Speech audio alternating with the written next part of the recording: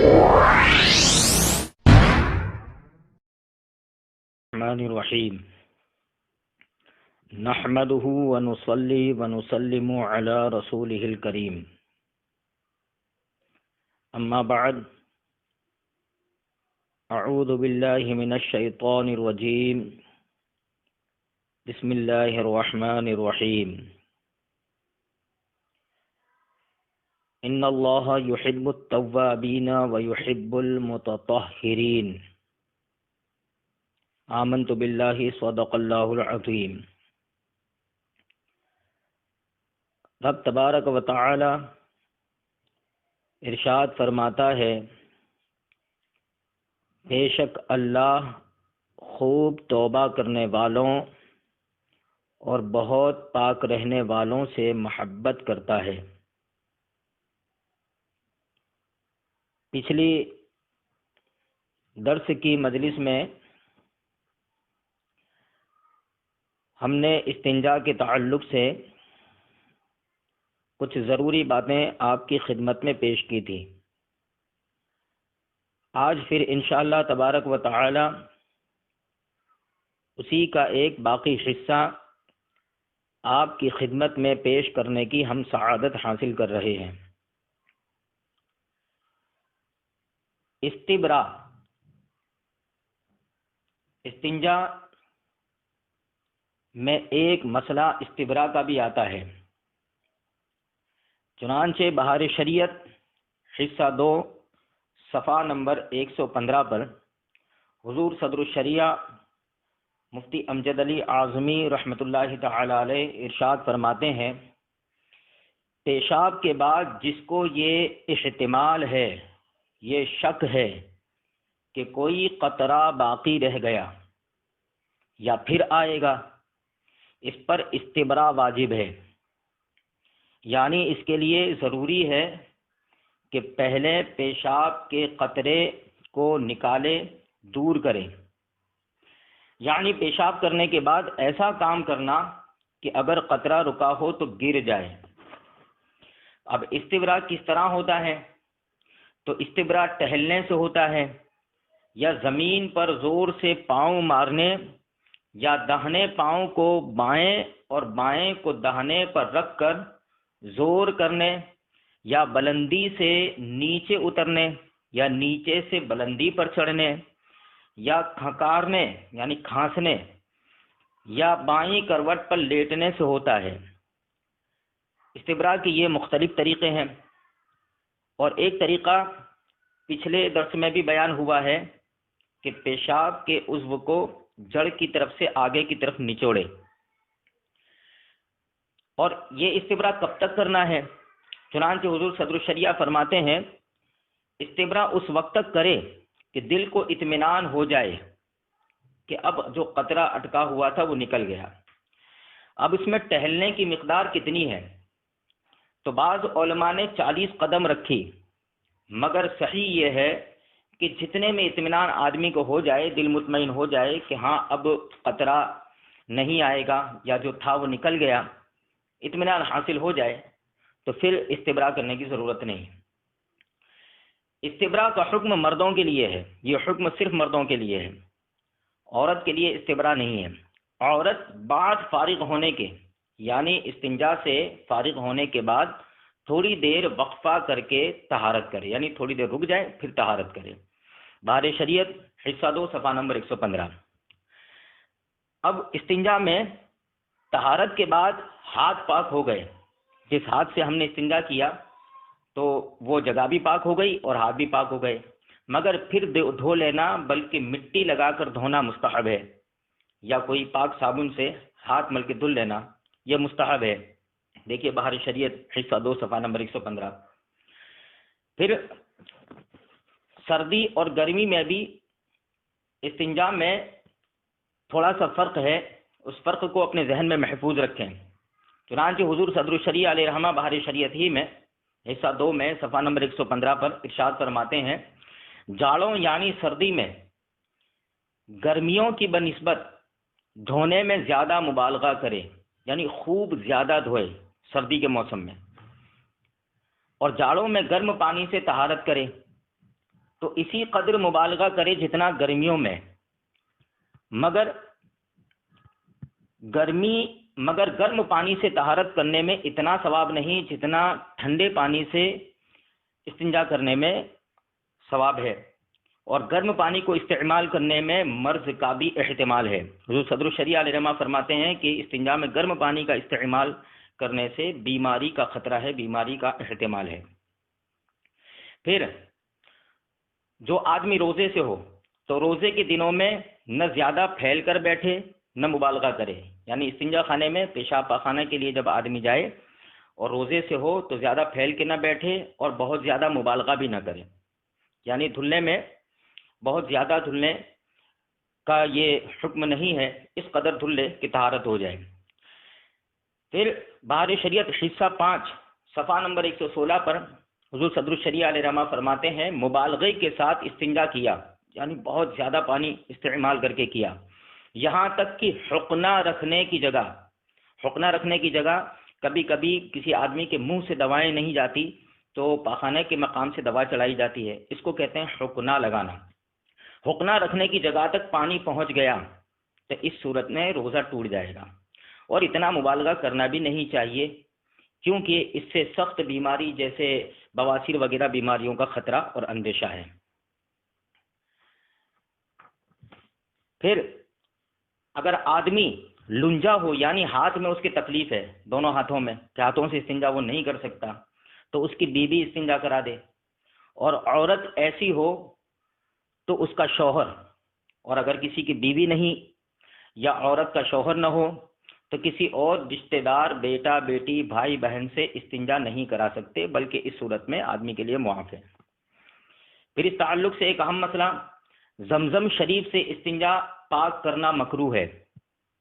یہ مکروہ اس وقت ہے کہ پہلے ڈھیلے کا استعمال کر لیا ہو، تو اب زمزم کے پانی سے اگر دھوئے گا تو یہ مکروہ ہے، اور اگر ڈھیلا نہیں لیا تو ناجائز ہے۔ یہ مسئلہ بھی بہار شریعت حصہ 2 صفحہ نمبر 115 پہ مذکور ہے۔ اب اس مقام پر ایک اہم مسئلہ یہ ہے کہ اگر کسی کی منی پتلی پڑ گئی،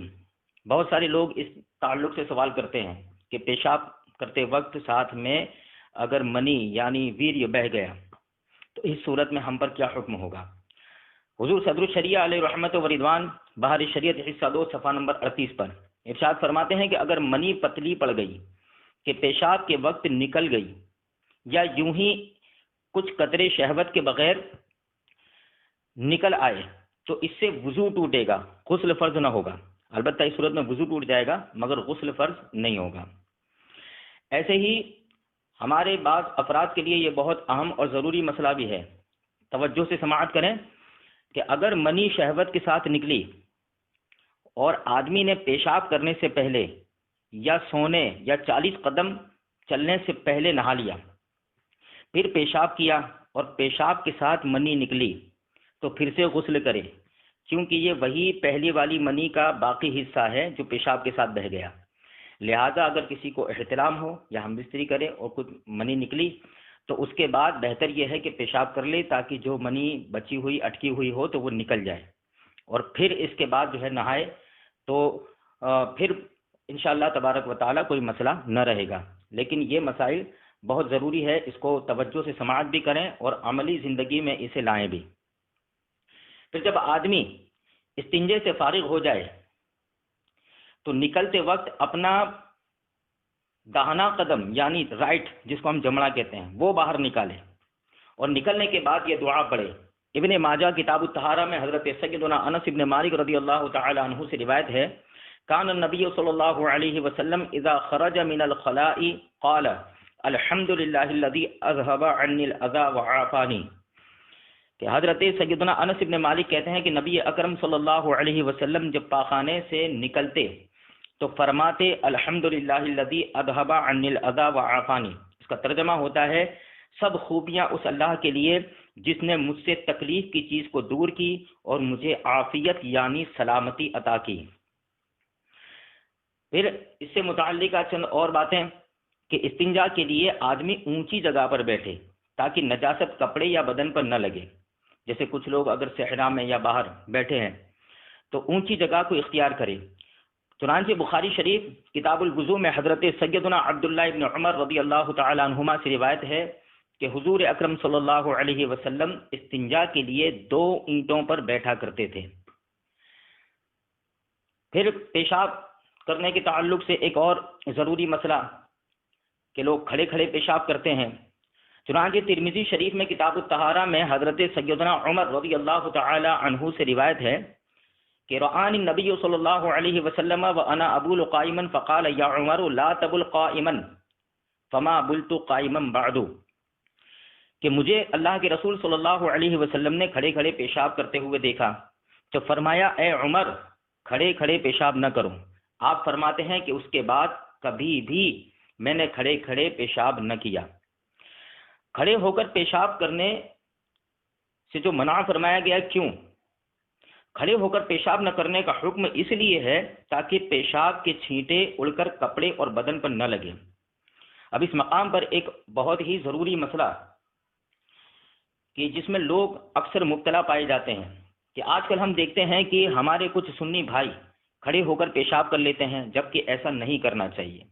اور اوپر سے پھر یہ سمجھتے ہیں کہ کھڑے ہو کر ہم نے پیشاب کیا تو ہم ناپاک ہو گئے، یا پیشاب کے چھینٹے اڑے ہوں گے ایسا انہیں شک ہو جاتا ہے، جس سے کپڑے ناپاک ہو گئے ہوں گے، اور اس وجہ سے وہ نماز بھی چھوڑ دیتے ہیں۔ حالانکہ پہلے ضروری تو یہ تھا کہ اس کا شرعی حکم معلوم کرتے، پھر اس کے مطابق عمل کرتے، مگر نہیں، لوگ اپنی طرف سے مسئلہ بنا لیتے ہیں۔ تو ایسا نہیں، اس بارے میں اچھی طرح سے سماعت کریں کہ محض شک کی بنیاد پر، یعنی صرف شک کی بنیاد پر کوئی حکم نہیں۔ ہاں اگر واقعی پیشاب کے بڑے چھینٹے اور بڑی بوندیں اڑ کر لگیں، یا پیشاب کیا اور پانی اور ڈھیلے سے استنجا نہ کیا اور کپڑا یوں ہی پہن لیا، تو یاد رہے انسان کا پیشاب اگرچہ دودھ پیتے بچے یا بچی کا ہو، یہ نجاست غلیظہ ہے، اور نجاست غلیظہ جس کو سخت ناپاکی کہتے ہیں، نجاست غلیظہ اگر بدن یا کپڑے پر لگ جائے تو حکم یہ ہے کہ اگر کپڑے یا بدن میں 1 درہم سے زیادہ لگ جائے تو اس کا پاک کرنا فرض ہے۔ درہم کے تعلق سے ہم پچھلی نشست میں بیان کر چکے ہیں۔ اگر پاک کیے بغیر نماز پڑھ لی تو نماز ہوگی ہی نہیں، اگر 1 درہم سے زیادہ ہے تو، اور اگر جان بوجھ کر پڑھ لی کہ کسی نے اس طرح کا 1 درہم سے زیادہ نجاست لگی تھی، پیشاب لگا تھا اور نماز پڑھ لی تو گنہگار بھی ہوگا۔ اور اگر کسی نے یہ سمجھ کے پڑھ لی کہ ایسا کوئی ضروری نہیں، اگر لگا ہو تو کوئی بات نہیں، نماز پڑھ لیں گے، قبول کرنے والا اللہ ہے، اور اس میں کوئی اتنا پاک کرنے کی ضرورت نہیں ہے، ہلکا جانے، ہلکا سمجھ کے اگر کرے گا تو فقہا فرماتے ہیں کہ یہ کفر ہوا، آدمی اسلام سے خارج ہو جائے گا۔ اور اگر درہم کے برابر ہے تو پاک کرنا واجب ہے، کہ بے پاک کیے نماز پڑھی تو مکروہ تحریمی ہوئی، اور ایسی نماز کا اعادہ یعنی دوبارہ اس کو پڑھنا واجب ہے۔ اور اگر قصدن یعنی جان بوجھ کر 1 درہم لگی تھی یا 1 درہم پیشاب لگا تھا اور پڑھ لی تو گنہگار بھی ہوگا۔ اور اگر 1 درہم سے کم ہے تو پاک کرنا سنت ہے، کہ بے پاک کیے نماز تو ہو جائے گی مگر خلاف سنت ہوئی،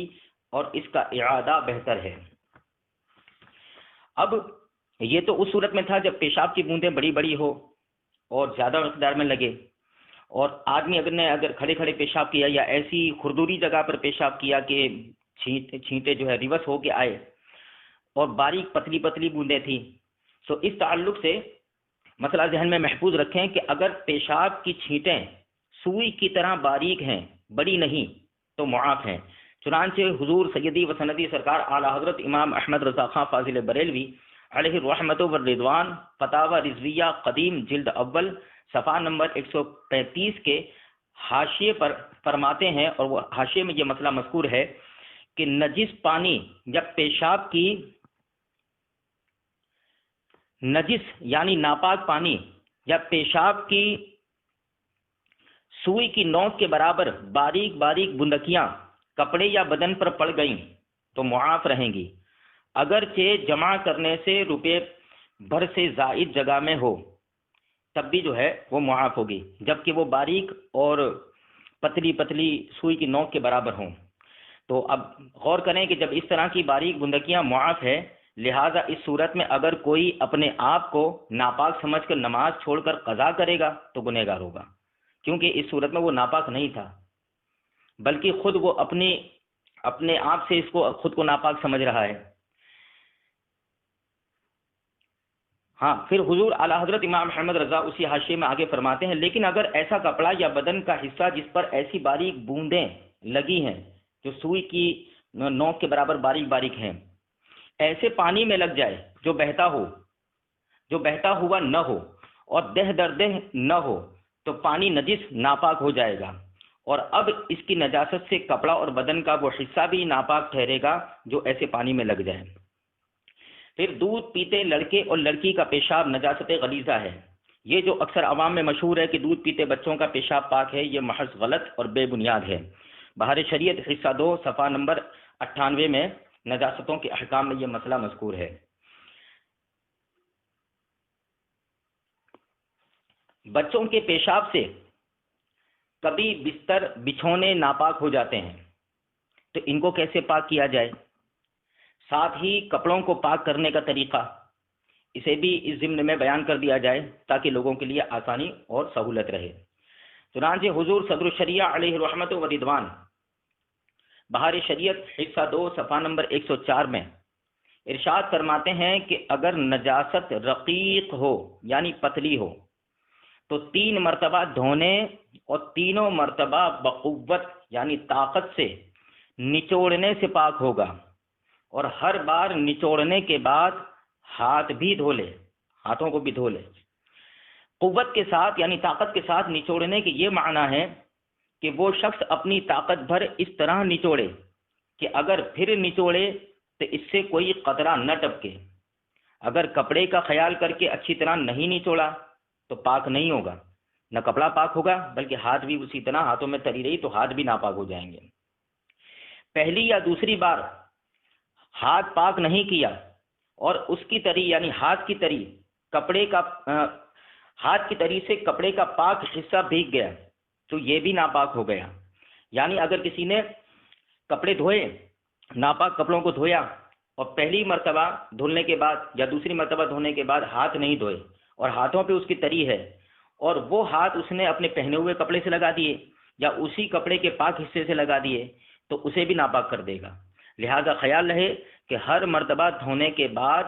آدمی کیا کرے، ہاتھوں کو بھی دھو لے اور پھر اس کے بعد کپڑے کو دھوئے۔ کپڑے دھونے کا ایک آسان طریقہ ہمارے فقہاء کرام نے بیان کیا ہے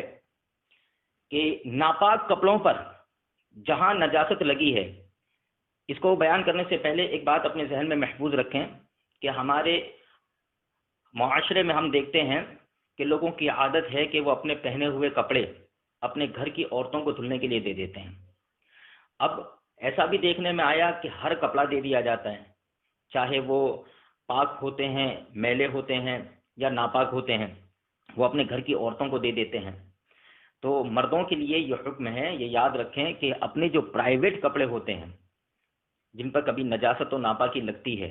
تو اگر ان پر نجاست و ناپاکی لگی ہے تو اپنی گھر کی عورتوں کو اس کے دھونے کے لیے نہ دیں،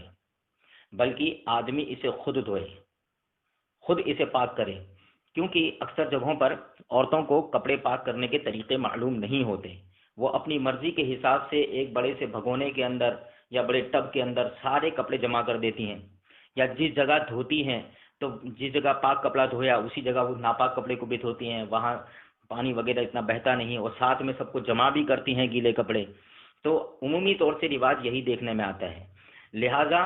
یہ بہت ضروری اور اہم مسئلہ ہے کہ کپڑوں کو پاک کرنے کا طریقہ، اس لیے کہ اللہ کے نبی صلی اللہ علیہ وسلم کو اللہ تبارک و تعالیٰ نے حکم دیا وَثِيَابَكَ فَطَهِّرْ، اے حبیب آپ اپنے کپڑوں کو پاک رکھیے۔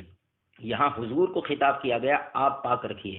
تو اس آیت سے جہاں یہ پتا چلا کہ کپڑوں کو پاک رکھنا ہے، کپڑوں کو صاف رکھنا ہے، اسی طرح یہ بھی پتا چلا کہ حضور کو حکم دیا گیا کہ آپ اپنے کپڑے کو پاک رکھیں۔ اس سے پتا چلا کہ ہر آدمی کے لیے اپنے لیے یہ ضروری ہے کہ وہ اپنی ناپاکی کو خود دور کرنے کی کوشش کریں۔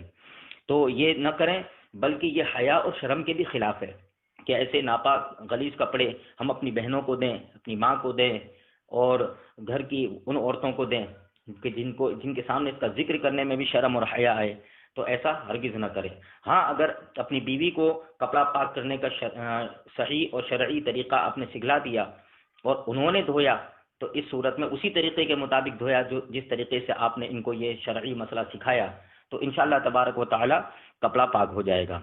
لیکن بہنیں اور مائیں وغیرہ کو نہ دیں، کیونکہ یہ شرم و حیا کے خلاف ہے۔ تو آسان ایک طریقہ ہے، اسے اپنے ذہن میں اچھی طرح سے محفوظ رکھیں۔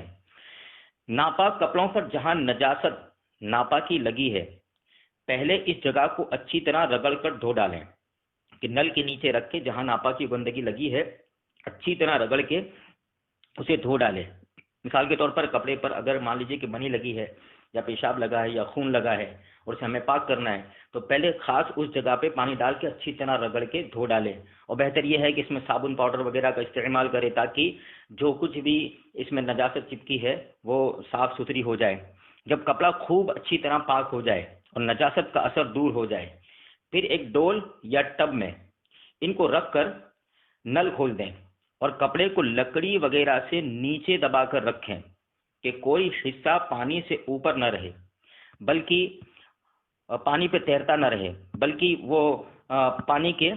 نیچے رہے اور پانی اس کے اوپر سے بہے۔ تو اچھی طرح سے اس کو دبا دے تاکہ کوئی حصہ اوپر نہ رہے بلکہ ڈوبا رہے۔ جب ڈول بھر گیا اور پانی نکل کر باہر گرنے لگا اور غالب گمان ہو گیا، یعنی ہمیں یہ ظن غالب ہو گیا، اور جس کو ہم گجراتی میں بھارے انومان کہیں گے، جس کو ہم اپنی زبان میں بیان کرنے کے لیے لگ بھگ کہتے ہیں، غالب گمان ہو گیا کہ پانی نجاست کو بہا لے گیا ہو، تو کپڑا، ڈول، پانی سب پاک ہو گیا۔ یہ بہت آسان اور سہل طریقہ ہے، کیونکہ اس طرح کا پانی بہتا پانی ہو گیا، اور اس صورت میں کپڑے کو نچوڑنے کی بھی ضرورت نہیں، نکال کر سکھا دیں، کپڑا پاک ہو گیا۔ اب یہ کہ اس طرح کا پانی بہتا پانی کیسے ہوگا، تو امام احمد رضا خان علیہ رحمت و رضوان فتاوی رضویہ جلد اول صفحہ نمبر 350 پر فرماتے ہیں کہ دہ دردے سے کم میں پانی اگر ایک طرف سے آیا اور دوسری طرف سے نکل گیا تو یہ جاری یعنی بہتا ہوا پانی ہے۔ اعلیٰ حضرت امام احمد رضا نے وہاں ایک مثال دی ہے کہ کوئی پانی اگر 9 در 9 ہو، یعنی دہ در دہ نہ ہو، 10 ہاتھ لمبا 10 ہاتھ چوڑا نہ ہو، بلکہ 9 ہاتھ لمبا 9 ہاتھ چوڑا ہو، تو ظاہر سی بات ہے کہ یہ پانی بہتے پانی کے حکم میں نہیں ہوتا ہے۔ تو اس سے پتہ چلا کہ یہ مسئلہ ہر اس پانی کا ہے جو دہ دردے سے کم ہے۔ اب اس دہ دردے سے کم میں ٹنکی بھی آ گئی، ڈول بھی آ گئی، سب آ گئی، تو یہ سب پانی کو جو ہے شامل ہے۔ لہذا جو پانی دہ دردے نہیں ہے بلکہ اس سے کم ہے، اور اس میں ایک طرف سے پانی آیا اور دوسری طرف سے نکل گیا، تو اس صورت میں یہ پانی بہتا ہوا پانی کہلائے گا، اور یہ اس پانی کو ماء جاری کہیں گے۔ اور فتاوی امجدیہ جلد اول صفحہ نمبر 35 پر حضور صدر الشریعہ علیہ رحمت و رضوان فرماتے ہیں کہ بڑے حوض میں دھویا یا بہت سا پانی اس پر بہایا یا بہتے پانی میں دھویا تو نچوڑنے کی شرط نہیں، یعنی اس صورت میں نچوڑنے کی ضرورت نہیں ہے، کپڑے کو نچوڑنے کی ضرورت نہیں ہے، بلکہ بہتے ہوئے پانی میں دھل لیا تو بغیر نچوڑے اب وہ کپڑا پاک ہے، اسے سکھا دیں، تو انشاءاللہ تبارک و تعالیٰ پھر اس کو پہن کے آدمی نماز وغیرہ بھی ادا کر سکتا ہے۔ یہ بہت آسان اور سہل طریقہ ہے، اسے خود بھی اچھی طرح سمجھیں اور اپنے گھر کی عورتوں کو بھی یہ طریقہ سکھائیں تاکہ کپڑے پاک رہے، کیونکہ گھر میں جب پاکی رہے گی کپڑوں میں، جگہوں میں اور ہمارے بدن میں، تو انشاءاللہ تبارک و تعالیٰ پاکی کی برکت سے اللہ تعالیٰ رزق میں بھی برکت دیتا ہے اور گھر میں خیر و برکت کا نزول ہوتا ہے۔ اب اس طرح کچھ چیزیں ایسی بھی ہوتی ہیں، جیسے بچے جب پیشاب کر دیتے ہیں بستر وغیرہ میں تو موٹے گدے ہوتے ہیں، رضائیاں ہوتی ہے، تو اب ظاہر سی بات ہے ان کو تو نچوڑ نہیں پائیں گے، وہ نچوڑنے کے قابل نہیں ہے، تو ان کو کس طرح پاک کیا جائے گا؟ چنانچہ حضور صدر الشریعہ علیہ رحمت و رضوان بہار شریعت حصہ 2 صفحہ نمبر 104 اور 105 میں یہ آنے والے مسائل مذکور ہیں کہ جو چیز نچوڑنے کے قابل نہیں ہے، جیسے دری، ٹاٹ، چٹائی، گدا، رضائی وغیرہ، تو اس کو دھو کر چھوڑ دیں، یعنی ایک مرتبہ دھو کر چھوڑ دیں کہ پانی ٹپکنا موقوف ہو جائے۔ ظاہر سی بات ہے پانی کب ٹپکے گا؟ جب ہم اس کو کسی رسی وغیرہ پر ٹانگ دیں گے، تو ایسے موٹے گدے اور رضائیاں ہوں تو دھونے کے بعد ان کو ٹانگ دیں کہ اس کا اب پانی ٹپکنا موقوف ہو جائے۔ جب پانی ٹپکنا بند ہو جائے تو پھر اسی طرح دوسری مرتبہ دھوئے اور دوسری مرتبہ دھو کر پھر اسی طرح اس کو ٹانگ دیں کہ اس وقت تک اس کو ٹانگے رکھیں کہ پانی ٹپکنا بند ہو جائے. پھر اس کو تیسری مرتبہ اسی طرح پھر دھوئیں، اور دھونے کے بعد پھر اسی طرح اسے ٹانگ دیں کہ پانی ٹپکنا بند ہو جائے. جب پانی ٹپکنا بند ہو گیا تو وہ چیز پاک ہو گئی. تو بڑے گدے، رضائیاں اور ایسے موٹے جو ہیں ان کو پاک کرنے کا طریقہ یہ ہوگا.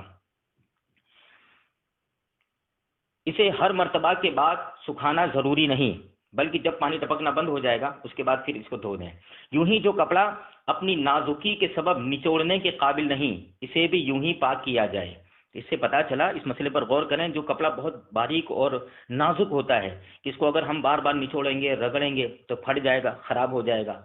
تو آپ فتاوی مرکز تربیت افتاء میں بھی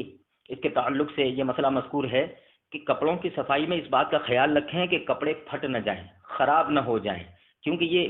مسلمان کا مال ہے، مسلم کا مال ہے، اور مسلمان پر اپنے مال کی حفاظت فرض ہے. لہٰذا اگر کپڑے بہت نازک ہوں کہ نچوڑنے کے قابل نہیں، تو ان کو بھی اسی طرح پاک کریں گے کہ ایک مرتبہ دھوئیں پھر ٹانگ دیں، پانی ٹپکنا بند ہو جائے، پھر دوسری مرتبہ اسی طرح دھو کے ٹانگیں، تیسری مرتبہ اسی طرح دھو کے ٹانگیں. جب پانی ٹپکنا بند ہو جائے گا تو کپڑا پاک ہو جائے گا. ایسے ہی حضور صدر الشریعہ فرماتے ہیں، دری یا ٹاٹ یا کوئی ناپاک کپڑا بہتے پانی میں رات بھر پڑا رہنے دیں، پاک ہو جائے گا.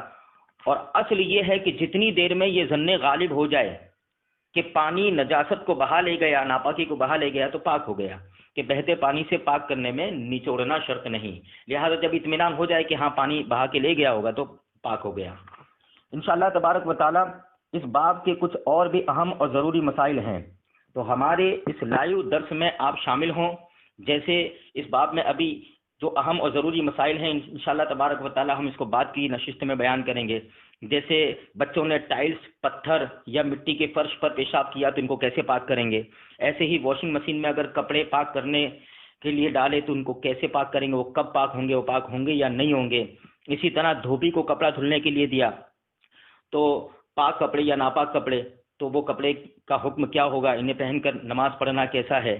اسی طرح ڈرائی کلین کے لیے دیا. تو اس طرح کے اہم اور ضروری مسائل ابھی اس باب کے باقی ہیں. انشاءاللہ تبارک و تعالی بعد کی نشست میں ہم اسے پیش کریں گے. تو آپ اس سے جڑیں اور زیادہ سے زیادہ لوگوں کو بھی اس سے جوڑنے کی کوشش کریں. اور اس کا جو ریکارڈنگ بھی ہوتا ہے، جو یوٹیوب پر اسے رکھا بھی جاتا ہے، تو آپ اسے سنیں، شیئر بھی کریں اور دوسروں تک اسے پہنچائیں بھی، کیونکہ اس میں ہمارا اور آپ کا نہ کوئی مالی فائدہ ہے، نہ ہم کوئی کمانے کے لیے بیٹھے ہیں، بلکہ اللہ اور رسول کی رضا کے لیے اسلامی تعلیمات کو لوگوں تک پہنچانے کی ہم خوبصورت کوشش کر رہے ہیں. اللہ تبارک و تعالی ہماری اس کوشش کو قبول فرمائے، اور جماعت رضائے مصطفیٰ شاک سندھانہ اور پٹلات کے تمام افراد کو اللہ تعالی جزائے خیر دے، اور اس جماعت کے بلکہ پوری جماعت اہل سنت کے قائد یادگار حضور تاج الشریعہ حضرت علامہ مفتی اعظم رضا خان